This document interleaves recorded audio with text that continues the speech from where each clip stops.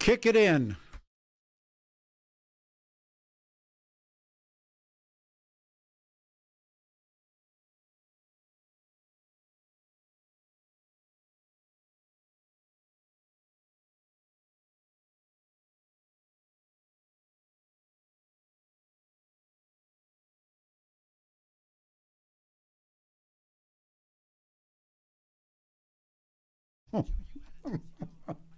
So good. Good morning, everyone. It is a Saturday, 21 February 2026, 45 the high, 49 Sunday, and 63 on Monday. All right, Charles, explain. I brought my friend Stefan, who's I in a think little band Stefan's called great. the Flowbots, and he actually is teaching two of my classes up at CSU. And that's you. Yeah. Okay. Yeah, and that's his band, the Flowbots, and has had an amazing career. I'm the biggest fan of his, and I thought it would bring him down and talk a little bit about his life. Oh, indeed. That's perfect. Now, where did you go to high school in the city? We actually drove by it on our way up here, George Washington. Wow. Yeah. The local guy made good, in spite. So when you hear the stories that Chuck tells, Yes. when did you get actively into music and you're getting paid? Oh, getting paid. Yeah, that's the So I think the thing for us was, so the voice that you heard on the song, that's Johnny Five, that's the other rapper in the group, went to East High School. We've known each other since the 4th grade, Denver kids, public schools. And we had started the band. We did our first Flowbots album back in like 1994, and that was on a cassette. Where's the name come from? Oh, man, that's a sore spot. Yeah. It's bunch of nerdy dudes, right? A lot of us on the spectrum in different ways. I was working at Albertsons on a day of practice when they came up with the name. So like, I wasn't able to be there. It's like, hey, we got a name for the band, so I was feeling crusty about it. So I'm like, wait, you named the band? I wasn't there. I'm like stocking shelves, and I'm like, so what's the name? He's like, it's Flowbots, which for me, back at that time, there were all these toys where it's a toy that was a vehicle that could transform into a robot. Oh yeah, sure. You had Transformers, Yeah, sure. and that was the high end, and then you had the low end, the knockoff, which was the GoBots. And so when they told me that our name was the Flowbots, I was like, come on, man. So like, I actually, out of protest, I wasn't on the very first cassette because I was so upset that I wasn't, that they named the band without me. Yeah. That's and funny. But then I was on the second one. Yeah. But yeah, it was a really dumb name. It's like, yeah, we're like robots that rap. Flowbots. We have flow. And like now it's like 20 years later, we're still doing it. What are you teaching now in classes? So Chuck had a lot of different options. For like lots of schools in Colorado wanted him to open a school of music business there, and he chose CSU specifically because CSU made it open to all different types of majors. CU was going to restrict it to folks like in the music department or something like that. Or, No, folks at Moving at close, the Chuck, moving. business department. in the at business Leeds. department. In the business And only department. allow Leeds kids to take it. And to me, it's sort of that's the point. I want music majors. I want kids who just love music to take it. Well, Chuck wanted to be like for folks like him. Yeah. Yeah. Because Chuck didn't start as a music major or a business major. Kidding. And so like a lot of the people who end up in music, right, they come from lots of different ways and lots of different pathways. So the music business department at CSU is special because you can be an engineer or anything else and take it. Did you always know that you were going to do this for a living? Oh, no. Wait, which? Play Teach? music. Play music. No. Like for us in the band, it was something we did for fun. See, I think that's... We're a bunch of super nerdy guys just like who loved like rapping and would rap on anything we wanted, and all of us got together and then like we made albums just for us. And then it was years and years later on like a show like this when somebody's like, hey, did you always want to be a musician? I was like, no, but I've been doing it more than anything else for like these last 10 years. And you didn't know, obviously, that you were going to end up as this guy either. You were... No, I was going for a doctorate in political science. Yeah. No, so there's a lesson. I didn't know I was going to do this either, Yeah. but there's a lesson in this about certainly the three of us, or Chucky Wise, or a bunch of other guys we knew. What is the lesson? I don't know. Did you ever know anybody? I've known a handful of guys that when they were little kids, they knew what they wanted to do, and they did it. Campus wanted to be a lawyer because we just read his spot. Yeah. Denver's former archbishop always wanted to be a priest. He told me he wanted to be a priest. Guys that wanted to be rabbis when they were kids, they knew. Yeah. But No, I wanted to be. No. Well, I wanted to I be- always wanted to do something in the music world, but I didn't know how to do it, want to do it. My parents were always well educated, so I kept going to school, Sure. including graduate school. But I think but someplace the light went on and you. Well, after 2 years of graduate school in Boulder, I decided I'm going to try to make it in the music business. And I thought it would last 6 months, Yeah. and that was like 50 years ago. Yeah, I I'm saying. literally thought, I'd go back and finish my doctorate. Do you consider yourselves the luckiest guys alive? Oh, hell yes. Yes, but then something else that I talk to students about a lot is luck is a skill. Ooh, That's a And good line. You have to cultivate it. And what was it? As Nicholas who said, like the more I practice, the luckier I get. luckier I get. Yeah. So sure. it's. I think for all of us, it's not just. Oh yeah. It's also like putting yourself in situations where you can take advantage of when lightning strikes. When did you know Know which? that you were going to do this and this was going to be you? Oh, after we signed a record deal. Yeah. Because before that, I was an educator and an activist. Me and Johnny Five were both teaching full time.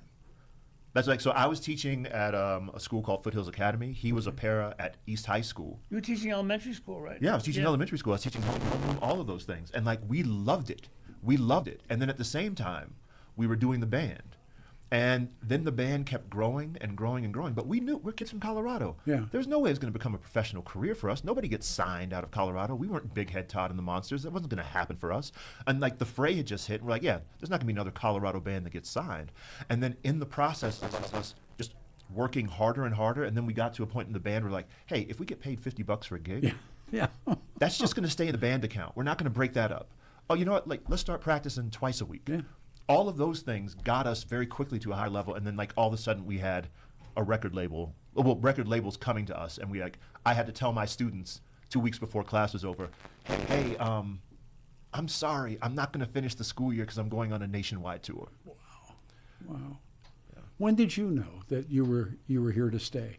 That you would? In the music Yeah. business? Yeah.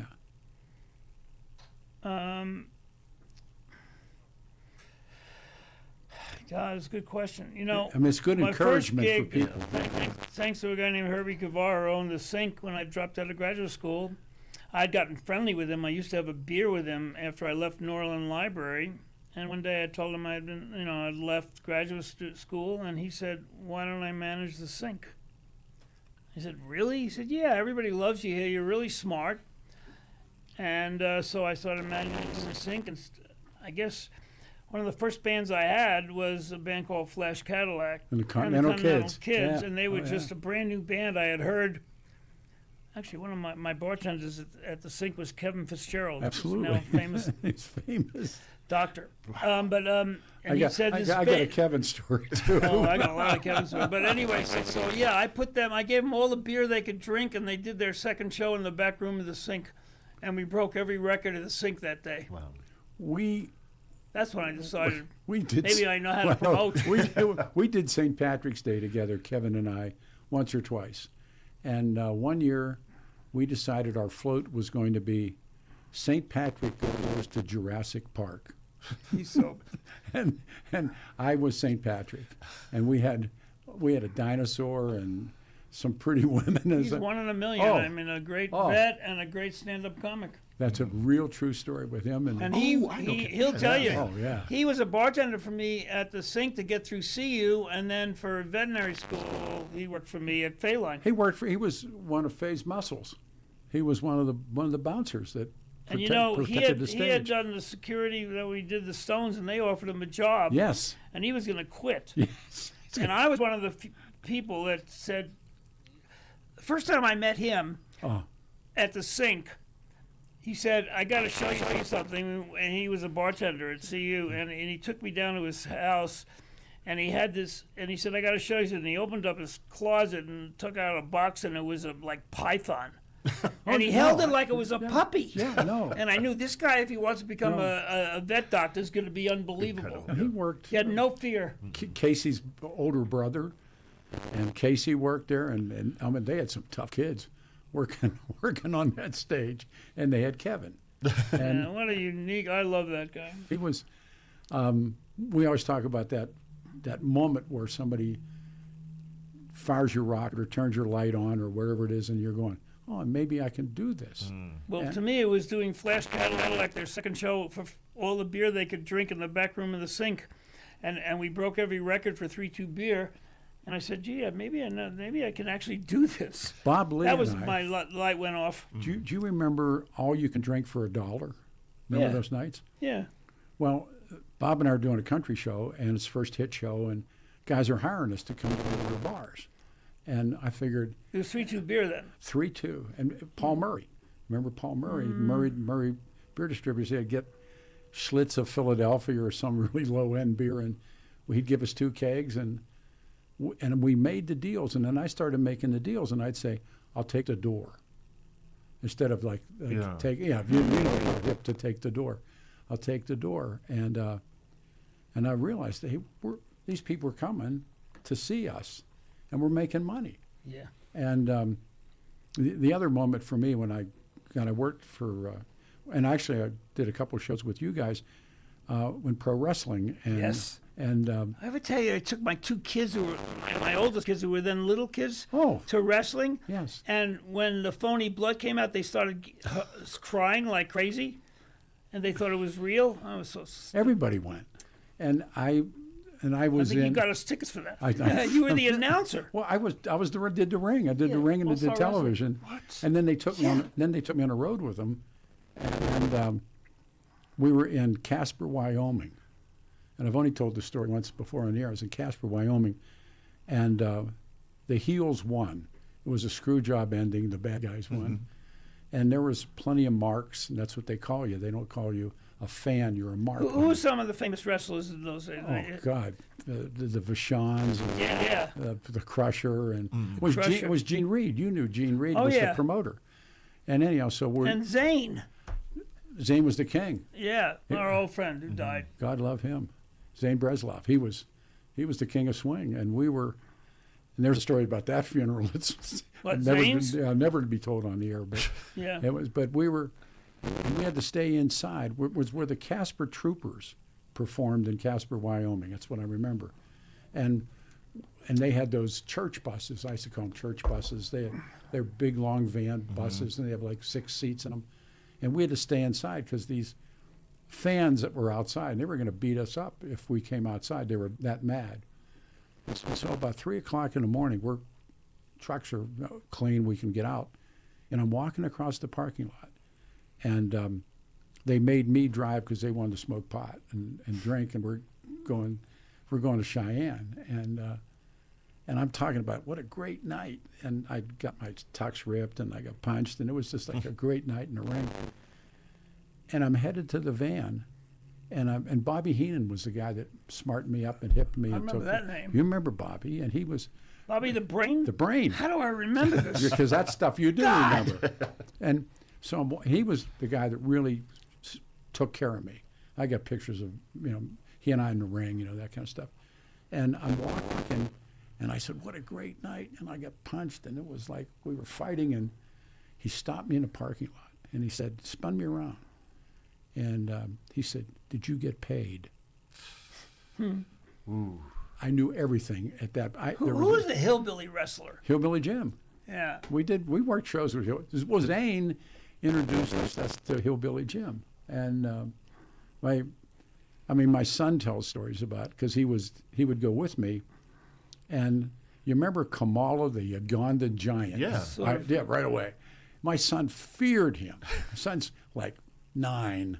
Yeah. And he's living in fear of Kamala. We got to go out with Kamala. So they would kill the whole auditorium, and then they played doom, doom, doom, drums, and they know Kamala's coming out, and we're standing next to him, and my son's on my outside because he's afraid of him, and they had a guy that would hold him back with they called the guy Kim Shee, and he would hold the guy back with a pitchfork. How did you get involved with All-Star Wrestling? How did that happen? I got a radio show, my first radio show, and I went to Gene Reed, and I said, Who was the promoter? I said I'd like to have some of the guys on, and they don't do it. And I said no. I said and I knew I was going to mark. My grandma marked. She was a big mark, and Wait, your grandma what? my grandma marked in Pittsburgh for wrestlers. Okay. And so I knew how to mark. And So he got me Vern Gagne. Vern Gagne. And Who was the champion for a long time. owned the promotion. And so And his sister, too, right? his son, Son, Greg, who we worked with Greg. And so they gave me, he came in, he was going to come in and see, and he knew that I would lay down. I remember meeting him, and he was Oh, yeah. only like 5'9". Yeah, he was. All of us were. I mean, we were all part of that. Faye was in on some of that stuff. Yeah. And then they asked me if I would do the ring. Would you like to do the ring? And we're how you at started. Auditorium Arena, the first night, and it got away from him. I mean, it got. And I thought my job. I've never told this. My job was to get the microphone and the ring bell and the board and the striker, Yeah. and get it back with the cops and get back in the back. And it was over, and it was an Electro Voice microphone, I remember, and I couldn't get it out of the plug. And I'm standing in the ring and I'm trying to unplug the microphone, and I got the ring bell, and I got the little, it had a chain on it and a hammer, and you ring the bell. And finally, it gets apart, and I turn around. Cops are gone. There's nobody there. I'm in the ring, and there's a fight going full time. So I remember going through to try and get back to the locker room, and I thought, the pipes are leaking. Wow. The pipes were not leaking. Other substances were coming down out of the balcony, where these people were throwing stuff down on us. And I thought the pipes were broken. I remember as a kid in Brooklyn going, I think, to the Brooklyn Armory to watch wrestling. How do I remember this? No, because that's the stuff you remember. Yeah, I know. Yeah, I mean, and then I got to know those guys, and they were really. They taught you about talk radio if you were willing to learn from them. Who was the Claw? Baron von Raschke. Yeah, Baron von Raschke. Was real name Jim Raschke. Was from Iowa or somewhere. Omaha. Omaha. See, I remember. He was a great Close. guy. He was a great guy. And I made the mistake of, we're doing television, and he did. Everybody had a finisher. His was the Claw. The Claw. And he said, and he put people to sleep with his claw. Yeah, Was that right? Oh, absolutely. Everybody's in on it, right? So I said, well, do it to me. Chuck, he did it. I mean, I came up out of the chair. he said, looked at me, and I said, we're doing television, and Channel 2, with Harry Vallis. Oh, that name's familiar. Remember Harry Vallis, Color Time Sort TV? He was Faye's buddy. He was one of Faye's buddies. But that was all. We did all that kind of stuff. It was crazy. And you guys promoted those shows sometimes, and Zane did it. Zane brought all of that stuff in. Zane did everything. Was he the best? He was unbelievable. They were these and guys. He had a tragic ending. Yes, he did. But he was one of those guys that just showed up. And I met him through Barry. And he was a Chicago kid too, wasn't he? I think Barry owed him a lot of money. Oh, yes, he did. Because he was so generous. He was a wonderful guy. Oh God, yes. And he always made sure that if you needed something, come and see him. Remember his office? He had his office in Where was Cherry that? Creek, and he was with the ticket guys too. Ticketron then? There, bingo. I don't remember this. I don't know, like I'm sitting with you and I'm remembering stuff. We got to turn around and come back, and we'll start taking calls this time. 303-696-1971. Lines are jammed. I'm Peter Boyles, 710 KNUS, Denver's talk station and Denver's music outlet on a Saturday. Your 710 5-day forecast this Saturday. We're bringing back the sunny skies and temps a little seasonal, maybe a few degrees below average. Highs in the mid-40s and lows tonight, upper teens, skies clear. Keeping it dry for Sunday and into the work week. Temperatures warming. Sunday going to be in the low 50s for highs and lows, middle and upper 20s. Surging temps mid-60s Monday with low 70s Tuesday. Lows going to be in the middle and upper 30s. Meteorologist Don Watzel in the 710 KNUS Weather Center.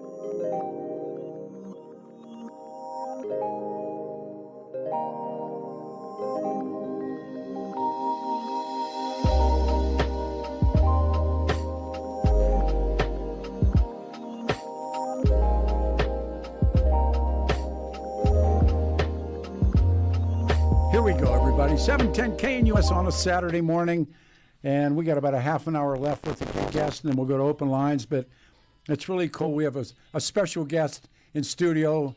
He's going to say something. David Ellis, you've heard me talk about taking your valuables to David to get a fortune in cash and to secure an appraisal from David for all the valuables that you have tucked away in your home. Still true. Let me share the same reason to see David, just in case you don't have a Rolex watch or rare coins. I've been going to him for years. You know David. Yeah.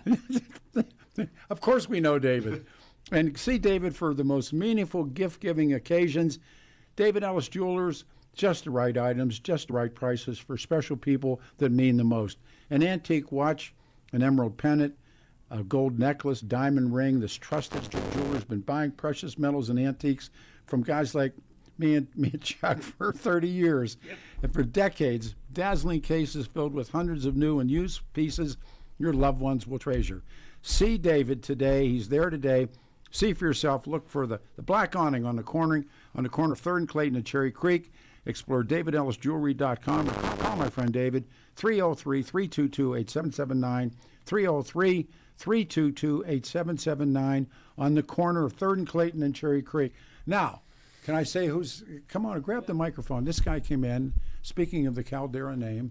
This is John Caldera, he's a radio talk show host in Denver. I was so excited to hear when you're going to have Chuck on, because I would wander in the halls when Chuck was working, because I was doing lights for all these concerts, and he was like the man, and people were always trying to get to him. Nobody was trying to get to me backstage, but you make it with Chuck, you could actually have a shot. I was lucky. Is it a different time now? I wouldn't even understand the world of concerts now. I don't understand. Yeah, I remember you and Bill Bass and Barry Fay and the fist fights that would happen when you would time to settle up afterwards. You know, after, and guys are there with cash and bags of this and bags of that. It was a great time. It was a great time, and. Now there's more accountants than promoters. Yeah. Well, and also you promoters were nasty. I mean, you were like the most professional one, but the fist fights that would break out between Bill Bass and some of these other guys, it was I it was love Bill crazy. Bass. What a character. Well, and Barry, oh my God, it was. The promoters were as crazy as the stage acts, if not more so. Oh yeah. I mean, we're talking about wrestling promoters a little bit ago. I can't imagine that being any better than rock and roll. No, it's got to be worse. It was probably in and of Really? itself. I think it might have been worse. Yeah. Yeah, I think so. I mean, I saw things that you weren't supposed to see. I was just, and the acts were great. We were talking about the Beat Farmers. These were acts that just. They never made a penny from recording. They had to be Roadhouse. That's what you're talking about. And that's what it is today anymore. Because they make all their money from the road. Yeah, because music is basically free. There are no royalties. I mean, even on like Dave streaming. Matthews makes 95% of his money on live dates. Really? Wow. And And he used to sell a lot of records. And he still does unbelievable business. But it means those days of being a songwriter or a record guy. Steely Dan made all their money on records. So they never toured. Yeah, they never toured, and now you can't do that. I know. So poor guys like Stephen here, so much records. Dude, your life is working. You're gonna No, this guy's great. Yeah, you're gonna be as old as Pete. You're gonna be out there When singing. I first started, all my rich friends were working for record companies. Yeah. And they were making 10 times me as a club owner. And they're all out of business now. And I'm still doing. I'm not bragging, but it's just. No, it's pretty funny. It's just working. It's just working hard and doing it. Well, you can't do what we once did. We were talking about things like all the beer you can drink for $1 a night. There's no way. You all are living in a different world. When you said for $1, I'm just like, that's. No, I remember kegs as a sink were 75 cents. Well, there was a Not band. kegs, I mean, what do you call it? A draft, yeah. Or big pitcher. one. No, like a pitcher. Really? Oh, God, yes. On Friday afternoons, yes. I remember there was a band that was called Free Beer. Yeah. And the reason they were called Free Beer is that you'd see it on like a calendar at the sink, and They'd one go night there. was free beer, and so you go to get free beer. It was a band. During the pause, I was talking about Johnny Paycheck, and Bob and I got hired to front John. He had become John Austin Paycheck. no longer Johnny John Paycheck. Cougar Mellencamp. Yeah, exactly. And he was like, they said his guitar is stolen, the amp's probably hot, that kind of stuff. And he was Johnny Cougar, or he was So Johnny being Paycheck. a roadie, I found that the bands on their way up were completely douchebags. And the bands that were on their way down or older, they were working guys and they were nice. I would say all of them. No, not all of them. But I remember Dave Brubeck. I brought him backstage Wow. once. And Brubeck, there was a stack of sheet music of his song Take 5 and a note on it. And he looked at the note and was like, ugh, I guess somebody wants me to sign these. The guy sat down and for an hour and a half autographed 500 song sheets. And it was just working. First, In those days, with freeform radio, when I had my early clubs, we could do jazz, we could do country, we could do rock, we could do everything. Well, also, it Listening wasn't to all of it. It wasn't programmed by some guy in Missouri Yeah, they didn't who's test records. who's doing it for 300 stations.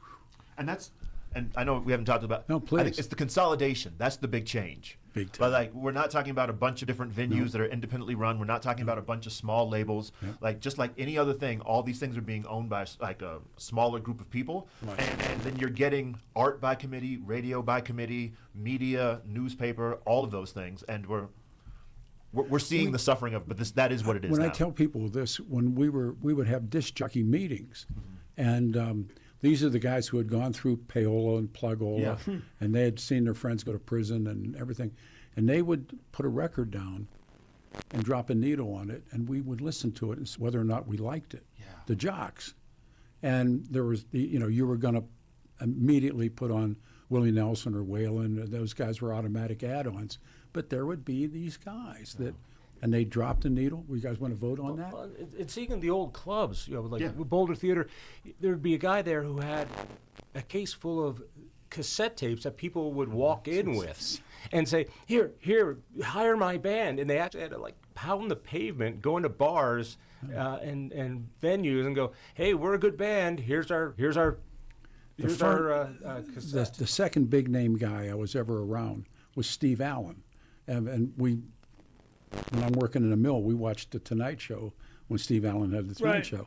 So he's playing at where was the theater over at Illich's? They had a theater. Oh, and right. He was in a play. Yeah. And we got him. It was a great old theater, man. And we got him. He came in the studio with us and came in a limo. Had was- Elish's. yeah, but he had a smoking jacket on. He was like way cool. And so Bob's saying, talking to him, and Bob knew him from someplace else. And Bob said, tell the kid, be nice to everybody on the way up because you're going to meet him on the way down. That's right. Steve Allen said, he used a word first, and then he said, on the way down, it's a totally different class of people. Wasn't it Jackie Gleason who kept a suitcase at like the original theater that he worked at? No, he in said, the apartment. yeah. And he always lived on Delaney Street, and that's where Ralph Cramden lived, the bus driver. But that's I where used to watch that as a little kid. Yeah. that's where Gleason grew up. And he grew up in a cold water flat. His father abandoned the family. They're Irish, and he like leaves them go. And he kept that because he never was sure that he was going to be okay. And he kept that flat. And that's legendary Jackie Gleason stuff. He was. And they were different guys. Rickles. Don Could, Rickles? could Rickles work today? The humor would never fly. He'd be canceled in a second. Okay, he couldn't work. But One Jewish joke and he'd be out of there. listen to Chuck. Yeah. No, but all that stuff is it better or worse? I think Chuck said it well. It's like it's just It's just different. Yeah. Yeah. Again, I hate old promoters that hate, Oh, yeah. hate the new Yeah. music, hate everything. It's just different. But also the other thing is like more music is being made. It's cheaper to make music. Yeah. When I'm talking with our students, like what is it, something like 80,000 songs go up on Spotify every day. Wow. And now like maybe 1/3 of them are AI generated. Like that's I was going to bring that up as a question too, especially to you. We have a newscast that's an AI cast. I was told, hey Pete, there's nobody there. That's an AI cast. yeah. It's so the way that like music is at the intersection of technology, art, politics, kind of a thing, and the technology aspect of music right now is a massive adjustment.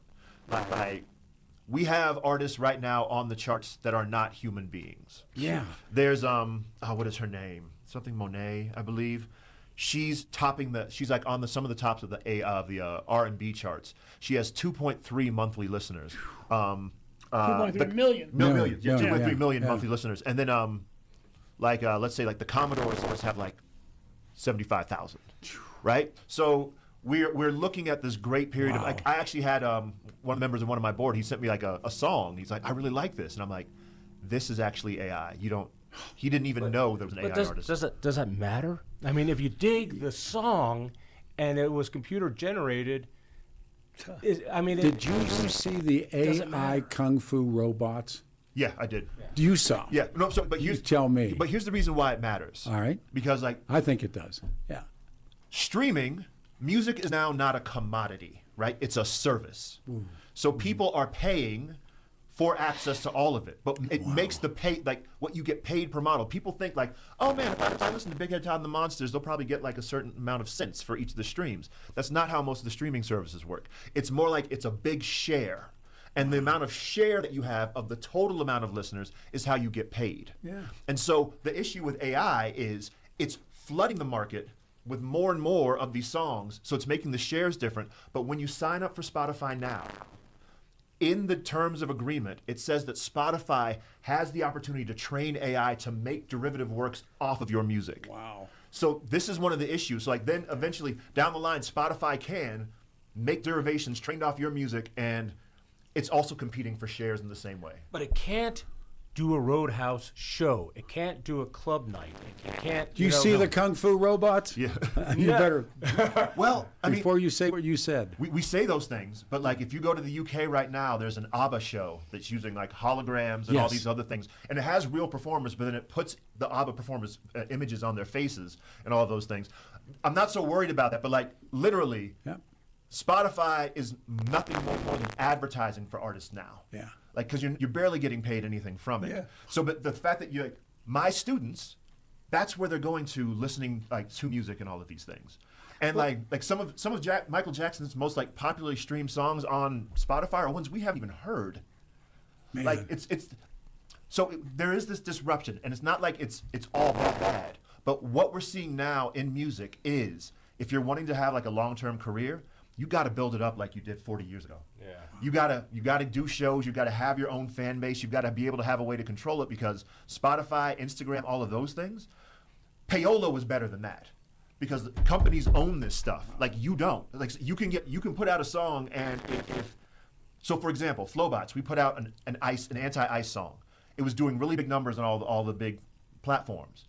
Then we got shadow banned because all of those technological companies are trying to make sure that they're working nice with the administration. So all of a sudden, we're getting 200,000 views a day, and it went to like 500. Right? So these companies own it, and they get to control it. Like we think it's media, but it's still a company. So that's the stuff that makes it more difficult. But then in the very real way, what you're saying about shows, that's where you got to go. You got to figure out ways to like hit the pavement, sell physical music, and make that money that way. I think about a group like Face, which is an a cappella band, and they have exactly what you're talking about. They've got their base. They have their own email list, and they work it and they work it and they work it. You wonder how much is music and how much of it is just the grind. It's always been marketing, selling. hasn't it? Always been, Always been. The grind changes, but it's as you were saying, like, who was it? Who said this? Was it Brian Eno? That being a musician is a blue-collar job with white-collar privileges. Wow. I like that. I buy that. Have you ever met a talk show host? Never mind. How about a rock promoter? No, I mean, it really is. I mean, we're standing on the shore right now. We're watching something come in. Yeah. And we're old guys. Chuck and I are old guys, and we've come through all the whatever the fundamentals were to do those kinds of things. And now what you're watching and what you're witnessing and what you're teaching late years different than what we did. So, I'm happy I'm at the end of my career, not at the beginning. so I remember Big Head Todd on their, I think it was like their second album on Warner Brothers. You know, they got their I big, was big, there, huge one. imagine, Right, and so they bought a ton of equipment, and they did their album called Stratagem Right. at the Boulder Theater. That's where they recorded it, and they spent I don't know how many tens and tens of thousands of dollars for recording equipment that now comes free on your Macintosh, your Mac. You know, when you get GarageBand. You know, Yeah, Todd did a lot of recording in his house. Yeah. I'm glad they're still working. I'm being told it's break time again. We'll yeah, do the we're turnaround and come back. Any calls? It's Saturday morning. We got lines with Gene. Jesus. We'll go to the callers, I promise. Yeah, the last 20 minutes. Take them. 45 will be the high, 49 tomorrow. Monday, 63. All of us turn around and come back. 710 KNUS.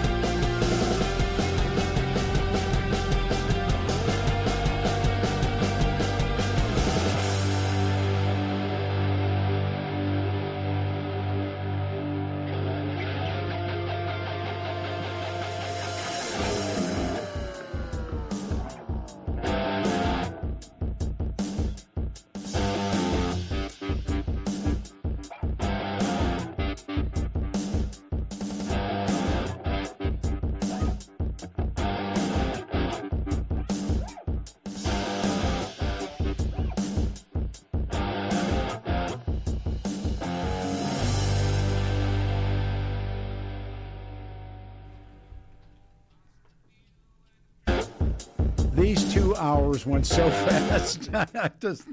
I knew it was going to do this. Morning, everybody. Saturday morning, February 21, 2026. 45 the high, 49 Sunday and Monday, 63. Let me read this, and then we'll take the calls. Everybody's stacked up, and we'll take it out of here, and we'll go to open lines next hour. Now, you see them popping on every corner, those big corporate dental chains that have been infiltrated by private equity and people who really, really care only about making money. They treat you like a number. There's a spreadsheet. You never see the same doctor twice. And I don't know about you, but again, you want a dentist who knows your name and stands by his work or her work. And I'm talking about Twin Aspen Dental Center in Parker, Colorado, Drs. Richter, Schneider, and Dr. Rich. A local private family practice where they can actually take time to do it right. Dr. Richter and I are good friends, go back forever. They offer everything your family needs under one roof, and you're not being farmed out to specialists. These are the same high-tech, same-day crowns. You're in, you're out, one visit. They do dental implants and dentures and Invisalign, and if you're in pain, they offer same-day emergency services to get you back on your feet and fast. High-tech care, small-town handshake. They take most insurance. If you're self-insured, ask them about how to reduce the fee and the membership plans. It's there. Common sense way to get quality care without the corporate price tag. See my friends, twinaspendentalcenter.com. Call 303-841-7466, 303-841-7466. Twin Aspen Dental, professional care, neighbor to neighbor. All right, let's bring everybody up who wants to talk. We start on line one with Johnny. John, you're on the radio show. Our guests are Chuck and Stefan. Good morning. Go ahead. Hey, the brother that from Flowbox that got his song like reduced, I put out a song, Don't Fear the Ice. I'm a black guy, pro ice. They banned me off of Nextdoor. And they started saying, you being a black man, how could you be for ice? I got a brother who's a police officer. I got law enforcement people in my family. And it was I just took it from like, Don't Fear the Reaper from Blue Oyster Cult. And I just did a flip on that. And they came after me because how dare a black man be for ICE? Well, but now I am curious. Yes. I am curious why brother would because be pro-ICE. we have to have law and order in our country. Maybe you could do this in the next hour. Call me back, John. We'll do it in the next hour. Okay. I want to ask the football guy. I want to ask him like, Mrs. Gates gave you guys $1 million. How did you get in that position where she would even know you and say, hey, let me just drop $1 million on this nonprofit? McKinsey Scott, right? Yes. Okay. So, Bezos's ex-wife, who's giving money, like she's with the shares that she had in Amazon and stuff, she's using that amount of fortune to be like one of the greatest philanthropists this country's ever seen. What she does is she is so tied in to a network of high-level philanthropy that she gets recommendations from those people. You can't apply for it. You have to be known, and you have to be like known by your works. So we actually didn't do much other than like I think we fulfilled our mission. So in like serving 30,000 kids a year and all those things, like we were talking to the right people and like they knew her, and that's how that happened. Fair enough. And are you guys because I know you book your events and I see them at Pacific Park and at Llama Park. Are you teaching the next generation on how to book stuff?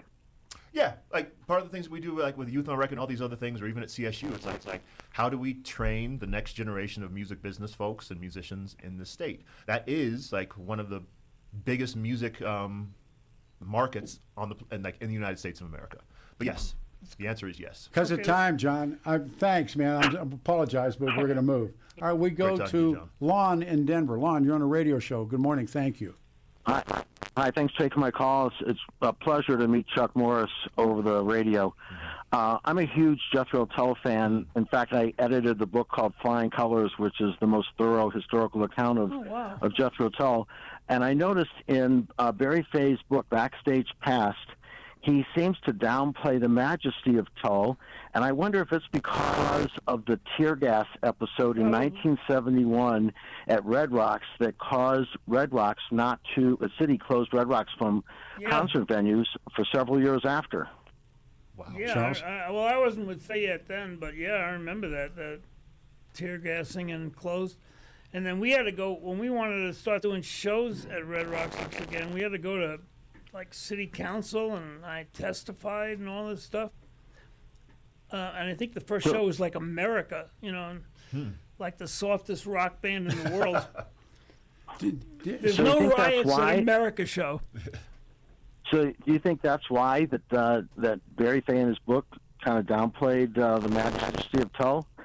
And Possibly, didn't but even I lift never. them. I was best friends with him for many years. I never could tell you And what I'll may go- have done, what he might have done things for certain reasons. I'll go you one up. I'm in that book.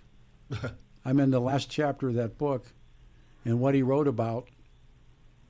Yeah, I'm in it too. But That's not what happened. Yeah. I know a lot of that stuff. Oh, Either wow. he lost Yeah, his memory or,